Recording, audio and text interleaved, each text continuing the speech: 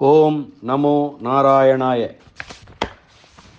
இன்றைக்கு அனுபவிக்க இருக்கும் பாசுரம் கனமான பாசுரங்களிலே ஒன்று. ஏற்கனவே கனமான பாசுரம் என்றால் என்ன என்று நேற்று பார்த்தோம். சொல்லிலும் பொருளிலும் சிறந்து விளங்குவது, நிறைய அர்த்தங்கள் பொதிந்தது. அந்த மாதிரி ஒரு பாசுரத்தை தான் இன்றைக்கு பார்க்க போகிறோம்.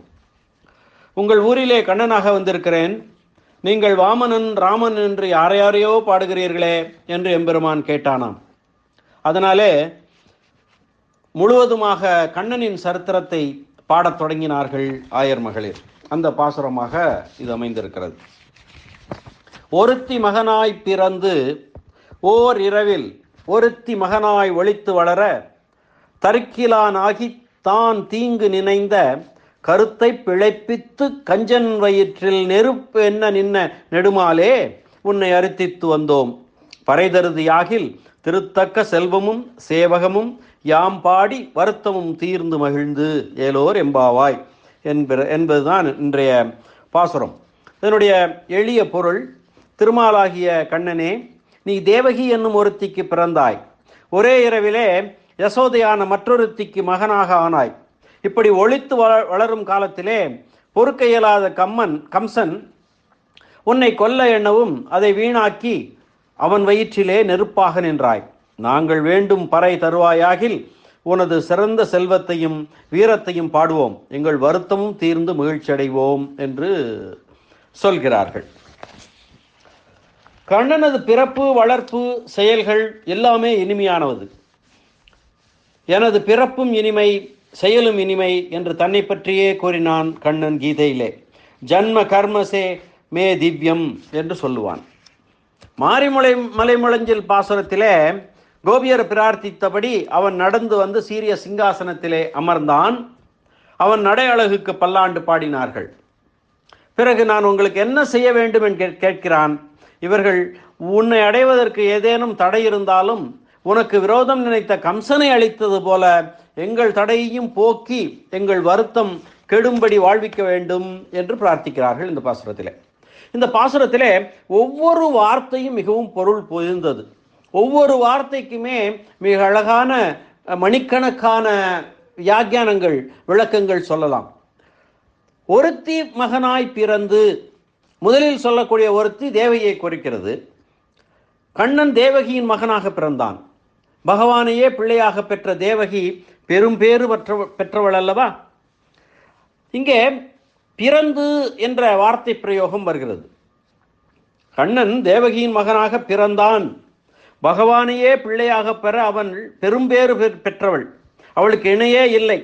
ஒப்பற்ற அவளுக்கு பிறப்பற்றவன் பிறந்தான் என்று சொல்கிறார்கள்.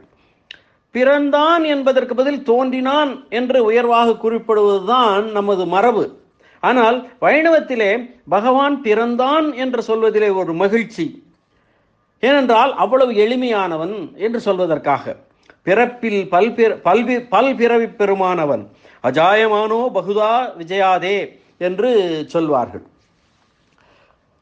உலகில் உள்ள அனைத்து பொருட்களையும் உயிர்களையும் தனது நினைப்பாலே, சங்கல்பத்தாலே நியமிக்கிறவன் பகவான். அவன் பிறந்தவுடனே அவனுக்கு நியமித்தவள் தேவகி. தேவகியின் வயிற்றிலே கண்ணன் பிறந்த போது அவள் சிறையில் இருந்தாள், காராகிரகத்திலே இருந்தாள். அவன் கண்ணன் பிறக்கும் பொழுதே எல்லா குழந்தைகளையும் போல் இல்லாமல் தன் சுய வடிவுடன், அதாவது 4 திருக்கரங்கள், அவற்றில் சங்கு, சக்கரம், கதை, தாமரை ஆகிய இவற்றுடன் பிறந்தான். அப்படி பார்த்த உடனே பரம்பொருளையே பிள்ளையாக பெற்றோமே என்று பெருமைப்படாமல் பயந்து போனார்கள் வசுதேவரும் தேவகியும். உடனே அவர்கள் இவற்றை மறைத்துக்கொள் என்று வேண்ட அந்த 4 கைகளையும் அந்த ஆயுதங்களையும் மறைத்து கொண்டு சாதாரணமாக ஆனான் கண்ணன்.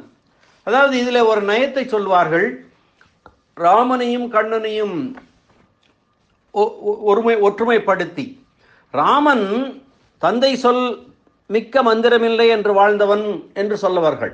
ஆனால் எப்பொழுது ராமன் தந்தையின் சொல்லை கேட்டான் என்றால் அவன் வளர்ந்து பெரியவனாகி ஆன பிறகு, திருமணமாகி அதற்கப்புறம் பட்டம் சுற்ற செல்லும் பொழுது, அதற்கப்புறம் கைகேயின் வரத்திற்காக நீ காட்டுக்கு போ என்று சொல்லும் போது தந்தை சொல் கேட்டான் என்பது வருகிறது. ஆனால் கண்ணனோ பிறந்த உடனேயே, பிறந்து அந்த அடுத்த நிமிடமே தாய் தந்தை சொல் கேட்டான். கண்ணனது பிறப்பு, வளர்ப்பு, செயல்கள் எல்லாமே இனிமையானவை என்று சொன்னோம். அந்த அளவிலே தேவகி சொன்னவுடன், அவர்கள் தேவகியும் வசுதேவரும் வேண்டிய உடனேயே அவர்களுடைய சொல் கேட்டதினாலே அவர்களுக்கு பெருமை சேர்த்தவன் அவன். ஆக ஒருத்தி மகனாய் பிறந்து என்ற வார்த்தை ஓரிரவில், அவன் பிறந்த ஓரிரவில், அடுத்த ஓரிரவில் அப்படிங்கிற வார்த்தைக்கு பெருத்த கதை இருக்கிறது. அந்த இரவு ஒரு ஒப்பற்ற இரவு. அந்த இரவுக்கு முன்னும் சரி பின்னும் சரி இது போன்ற ஒரு இரவு வந்ததே இல்லை. அதாவது சர்வேஸ்வரனே ஒருத்திக்கு மகனாக பிறந்தது அந்த இரவில் தான். அதே இரவிலே மற்றொருத்திக்கு மகனானதால் ஒப்பற்ற பெருமை உடைய இரவு என்று சொல்லலாம். அல்லது பிறந்த இடத்திலேயே ஒரு இரவு கூட தங்க முடியவில்லை, அந்த கொடுமையினாலே ஒப்பற்ற இரவு என்று சொல்லலாம். மதுராவிலே கம்சன் வைத்த சிறையிலே கண்ணன் பிறந்தான். பிறந்த கண்ணனை ஒரு இரவு கூட வைத்துக் கொள்ள அந்த மதுரா நகரம் கொடுத்து வைக்கவில்லை. நாய்க்குடலுக்கு நறுணை தாங்காது என்று சொல்வார்களாம். அதுபோல இரவோடு இரவாக அவனை நந்த கோகுலத்துக்கு எடுத்து சென்றார் வசுதேவர். அதுவும் மிகவும் அதிசயமாக நடந்தது. அவன் அருளாலே வசுதேவரை பிணித்திருந்த சங்கிலிகள் கட்டி போட்டு வைத்திருந்தார்கள், கலன்றன. விழித்திருந்த காவலர்கள் தூங்கிவிட்டார்கள். சிறை கதவுகள் திறந்து கொண்டன. யமுனை நதி இரண்டாக பிளந்து வசுதேவருக்கு பாதை தந்தது. அப்பொழுது பெருத்த மழை பெய்து வெள்ளம் வந்து கொண்டிருந்தது யமுனையிலே. அப்போது மழையில் இருந்து கண்ணனை காப்பதற்காக ஆதிசேடனே குடைபிடித்தான் என்பது வரலாறு. அதே கோகுலத்துக்கு வருகிறார் வசுதேவர் வருகிறார் நந்தகோபனுடைய கோகுலத்துக்கு. அங்கே பெண் குழந்தை பெற்றிருந்த யசோதை தன் உணர்வின்றி உறங்கிக் கொண்டிருந்தாள். கண்ணனை அங்கேயே விட்டுவிட்டு பெண் குழந்தையை எடுத்து வந்தார் வசுதேவர். சிறை கதவுகள் வசுதேவர் உள்ளே வந்ததும் திரும்ப வந்ததும் பூட்டிக் கொண்டன. சிறை காவலர்கள் தூங்கினவர்கள் விழித்து கொண்டார்கள். உடனடியாக குழந்தை பிறந்த செய்தி கம்சனுக்கு சொல்லப்பட்டது.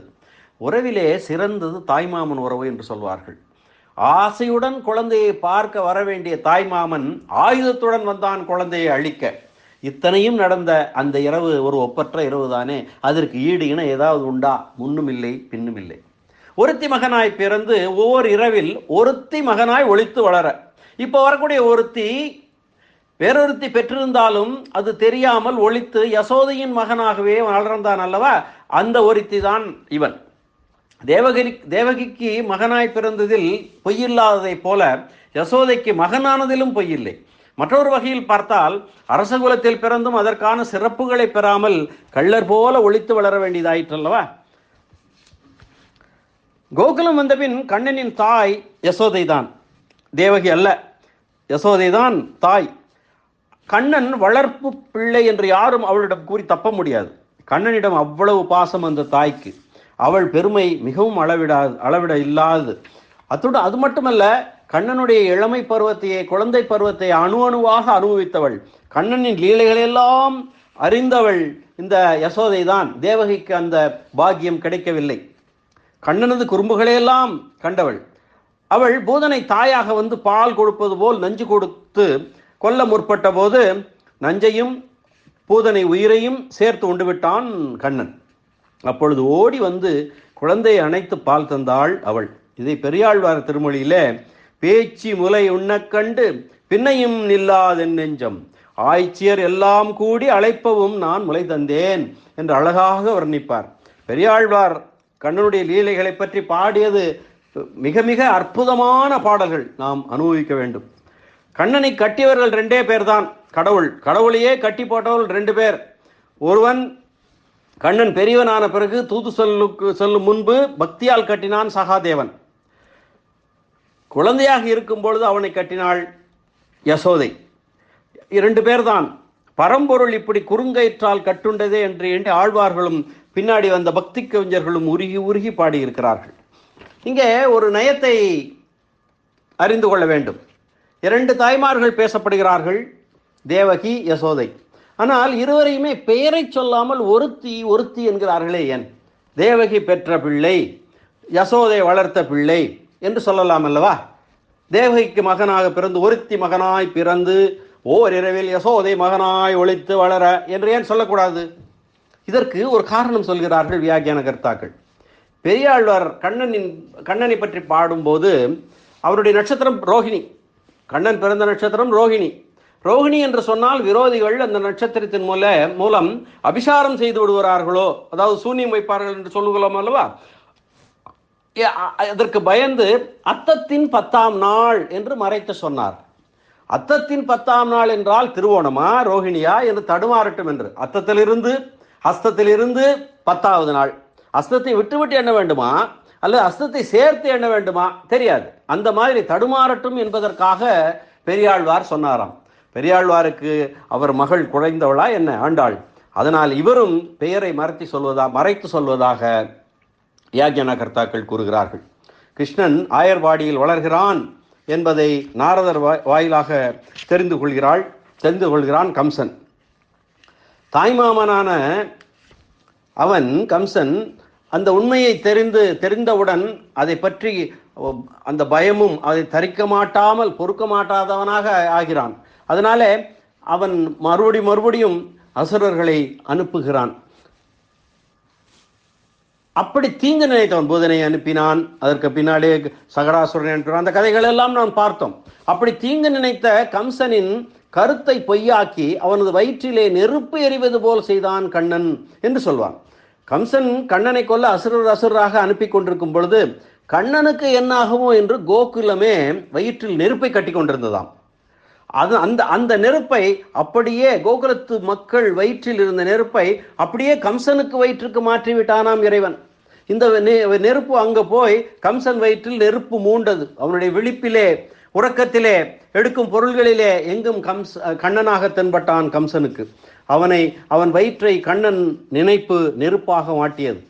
நெடுமாலே உன்னை அரித்தித்து வந்தோம், பறைதருதியாகில் திருத்தக்க செல்வமும் சேவகமும் யாம்பாடி வருத்தமும் தீர்ந்து மகிழ்ந்து என்று பாடுகிறார்கள்.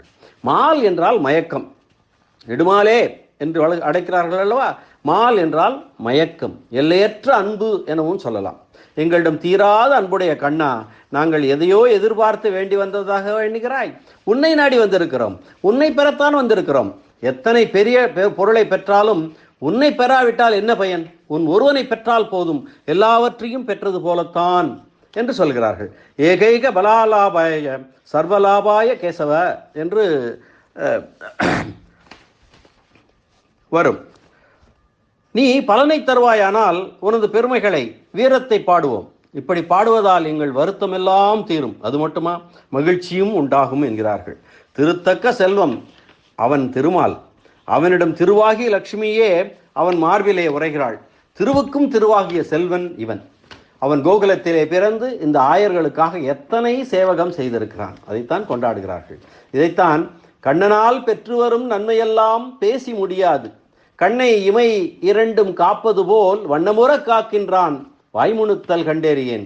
வீதி பெருக்குகிறான், வீடு சுத்தமாக்குகிறான், நண்பனாய் மந்திரியாய் நல்ல ஆசிரியனுமாய் பண்பிலே தெய்வமாய் பார்வையிலே சேவகனாய் எங்கிருந்தோ வந்தான், இடைச்சாதி நான் என்று சொன்னான் என்று மகாகவி பாரதி, எட்டயபுரத்து முண்டாசு கவிஞன் பாரதி கண்ணனை சேவகனாகவே தொண்டனாகவே பாடி மகிழ்ந்திருக்கிறார்.